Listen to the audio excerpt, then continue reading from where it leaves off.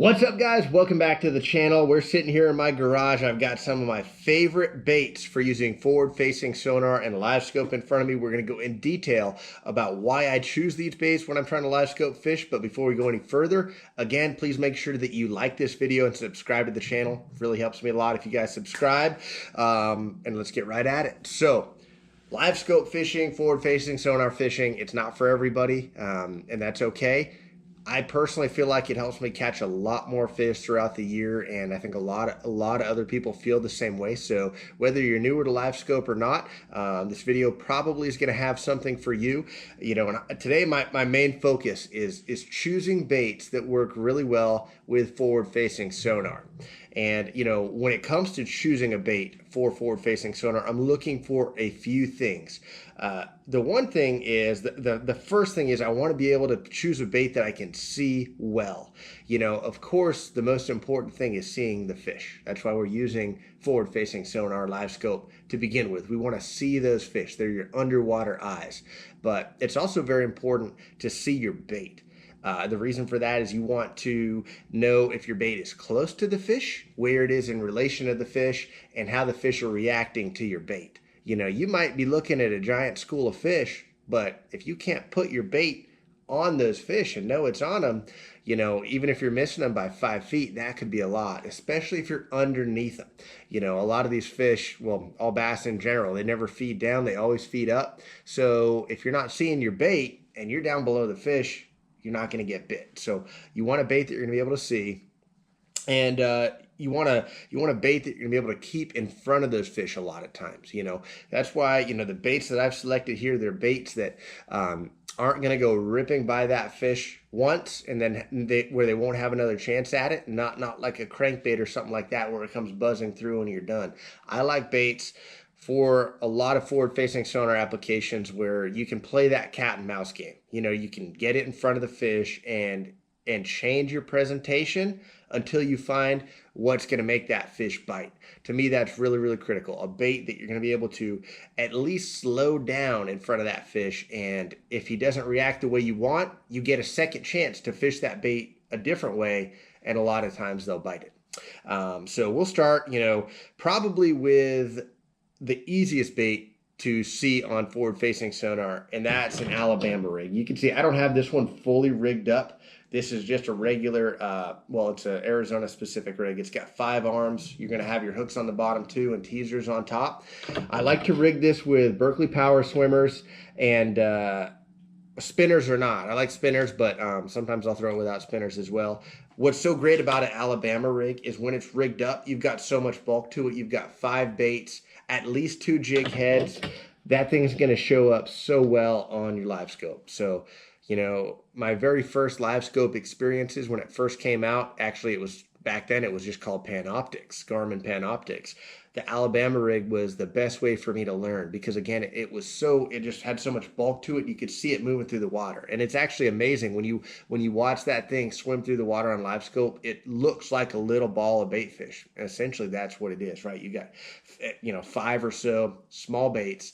It looks like a little ball of bait fish, and it's very easy to find on your screen and keep on your screen. It's still, the A-rig's one of those techniques that over time the fish have become a little bit more used to. Like when it first came out, I thought it was going to ruin bass fishing. Probably like a lot of people thought Livescope was going to do, right? But just like anything, the fish got conditioned to it. And a little side note there, I don't think at all that Livescope is ruining fishing. Fishing on a lot of our lakes is better than it's ever been. So, you know, things change and adapt. That's a video for another day. But the A-rig anyways, it's a great way to get really proficient at throwing the bait out, keeping it in your cone angle, right? And watching how fish react to it. One great thing about A-rigging is you can adjust the size of your jig heads to determine how deep it's going to go and how fast you can fish it. So again, starting out, you know, the lighter jig heads are going to be a little bit easier because that thing is going to sink slower and it's going to be easier to keep it up in the water column. You know, even though we are using Livescope, I still do a little bit of a countdown method when I'm trying to, you know, make a presentation like this. One real easy thing to do is, you know, get in a real even, clean water depth, like 20 feet, for instance, 10 or 20 feet. Just take an even number, drop your bait down, and see how long it takes to hit the bottom. If you're in 10 feet and it takes you 10 seconds to hit the bottom, it's real easy to, be able to count your bait down to those fish. And then, once you get that bait in your cone on Livescope, you're going to be able to get it really exact. But when I'm A-rigging, one thing I like to do is, I see what depth the fish are at, or the structure, maybe it's a treetop, and I like to reel it just above it, right? You don't want to ever reel below that, whatever you're trying to fish with any of these baits. They don't feed up down, they feed up. So you want to be just above eye level. Now, there's obviously exceptions once in a while, where the fish you got extremely clear water. They're used to coming way up for something. Sometimes they like a bait slow rolled on the bottom because they are on the bottom. But if you're talking suspended fish, you always want to have that bait at least at eye level, but preferably just a little bit above eye level. So count it down, find it on your scope, and then reel it. Again, the heavier you go on those jig heads, the faster you're going to fish that bait. When it's really cool, like the A-rig for a lot of people is a fall and winter time technique when that water starts to cool off. So, a lot of times not going super, super heavy when those fish are suspended is key. It's different if you're fishing in 20, 30, 40 feet of water and you want to get it way down, you got to go heavier. But a great place to start is with like 1/4 ounce jig heads, but I've gone as light as 1/8 ounce jig heads, 2/8 ounce jig heads, and then the teasers or dummies are going to be just totally weightless with just a screw lock in them.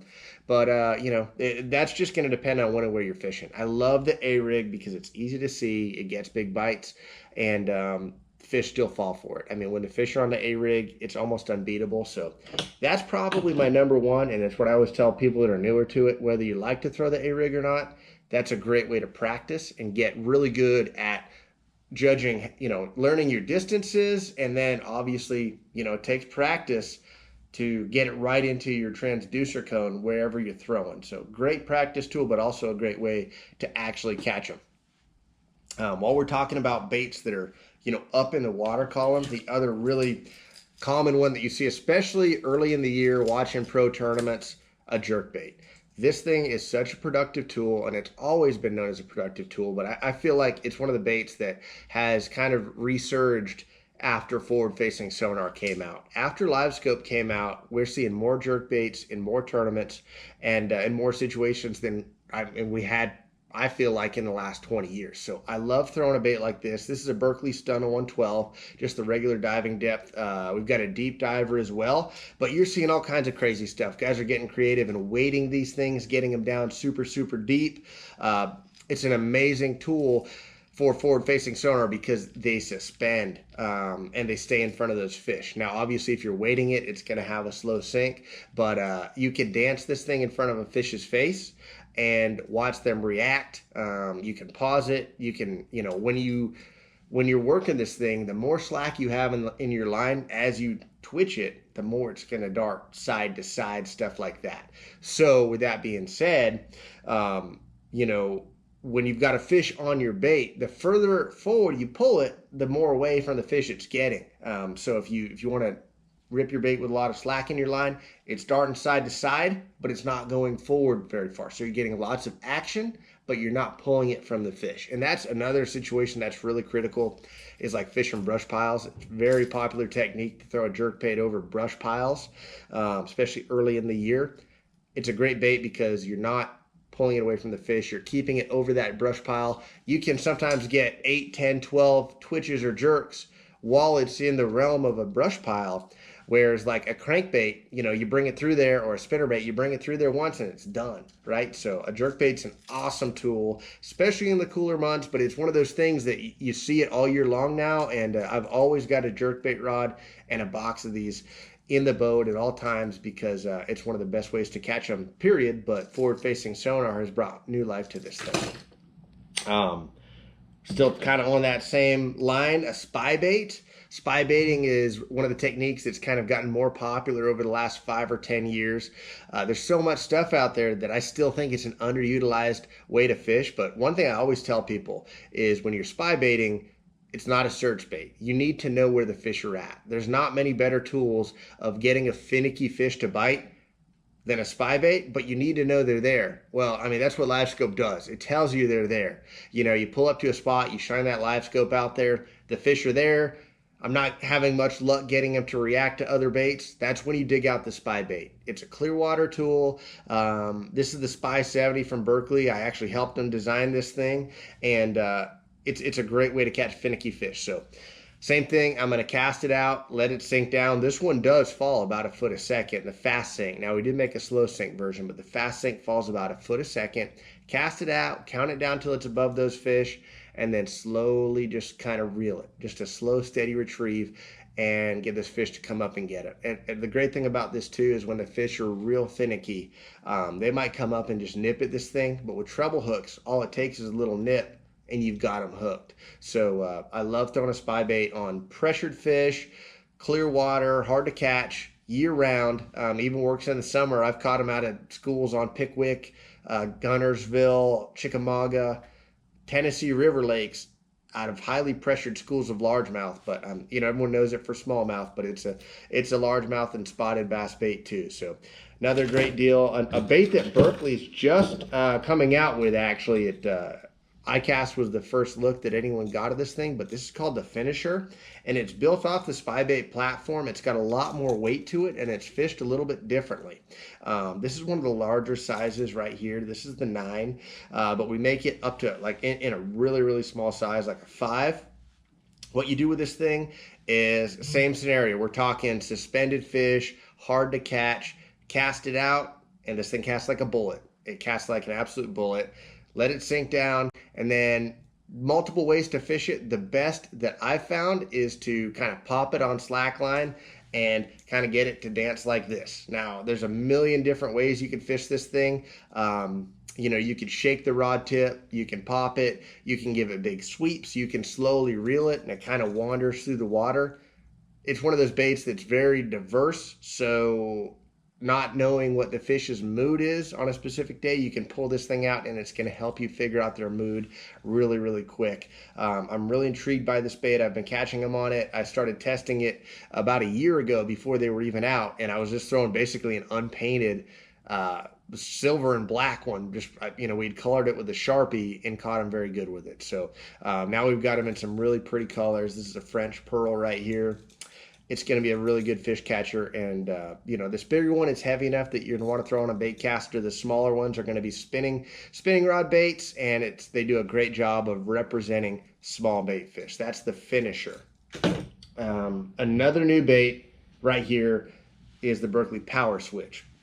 This one it's very similar to the Finisher as far as it's very diverse, but it's totally different, right? One's a hard bait, one's a soft bait. This thing's got a really well-balanced internal jig head, and you can see it's a very natural, just bait fish looking bait. On the back of it, it's hard to tell probably in the video, but you can see it's got almost kind of a, I don't want to call it a paddle tail, but a paddle-ish tail. It's I guess you call it a paddle tail. That little bit of a change in the tail really changes the action of this bait, and that's one thing I really, really like about it. As this thing's falling, that paddle tail is actually moving up and down like this, like it's swimming. So, you know, you can hop it off the bottom, but a lot of times with forward-facing sonar techniques, you know, you're casting this and either shaking it or popping it. So depending on, again, the fish's mood, a lot of times I'm going to start by just trying to cast it and shake it. Cast it out and just shake that rod tip as you reel it over the head of the fish. If that's not getting their attention, or maybe if you have a follower, what I'm going to do is throw some slack in the line and start popping it. Pop, pop, pop, pop, pop. And this thing's going to dance underwater, almost like you're walking the dog underwater. Turn around and face that fish. One crazy thing about both of these baits right here is they're so erratic. Sometimes they'll be in and out of the cone of your transducer, especially as they get closer to the boat. So you're going to have to stay on your trolling motor and follow these baits. But what I love about this one is it's got a single jig head hook. So if they're really hard to catch, you know, I'm going to be busting out like the spy bait or a Finisher. But once I know that I've got these fish keyed in and eating, I love having a big single hook in a bait. So, you know, I just feel like a single hook is going to actually land more fish that you hook over treble hooks. So if I can, I'll switch to this thing, feel like your hookup percentage is a little bit better. But phenomenal bait. That's the power switch. Comes in a bunch of different sizes as well. And even the big sizes are pretty neat. So check that thing out. They're going to be available like any day now in stores. They were introduced at iCast. And then lastly, I know I'm going a little bit long here, guys, and I'm getting a little nerdy with the fishing talk, but that's why you're here. You're all fishing nerds like me. But the drop shot. The drop shot was the original OG with forward-facing sonar, finesse fishing, and it's always going to be maybe the best option of all, right? There's nothing more precise than it. It does have its limitations, right? When those fish are really suspended, it's going to be hard to keep up in their face because you do have a weight that's bringing it to the bottom. But I can tell you I've caught more fish off forward-facing sonar with the drop shot than anything. Smallmouth, largemouth, everything in between. Largemouth, you know, it's just great because you can, whatever cover you're fishing, you can be so precise with it if you're casting to brush piles.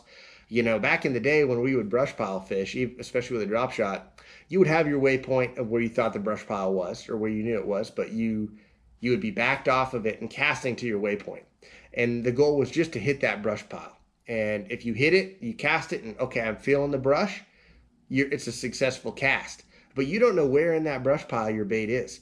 And what would happen all the time is you would get that bite on the back side of the brush pile, and you set the hook, and it's a big one, but he's got you buried in the brush pile because you got light line, you cast over the brush pile, and you're really in bad shape. The beautiful thing about Livescope here is now you can see that brush pile and you can make a precise cast to the front side of it. So what you could do is cast to the front side, move the boat 90 degrees, cast to the other front side, and ultimately you're going to work all the way around the brush pile without ever having to throw over it. And you're going to lose a lot less fish. In a tournament scenario, that's what I like about being able to do that with a drop shot. But even smallmouth fishing, this is a Berkley flatworm right here. It's amazing for that. The last tip I'll give, and I talked a little bit about it in some prior videos, but always using a tungsten weight when you're trying to live scope with a drop shot. That tungsten, there goes my alarm. That tungsten's a much more dense material than lead, so it's going to show up way, way, way better on Livescope than lead. You know, if you get used to seeing this thing on your screen and then you go back to a lead weight, you're like, I can't even see this thing. So tungsten is a must when you're drop shotting on Livescope. Overall, those are my go-tos. There's always going to be other baits to use that I didn't even talk about. There's an unlimited amount of baits, but 6 baits right there. They're going to kind of cover a lot of the gamut through a lot of the year. I think personally, if you're a live scoper, those are 6 baits that you absolutely have to have. Thanks again for watching the video. A lot more to come, guys. Again, please subscribe to the channel. I'm not going to let you guys forget about that one. Yeah, thanks again, guys. We will see you guys in the next video.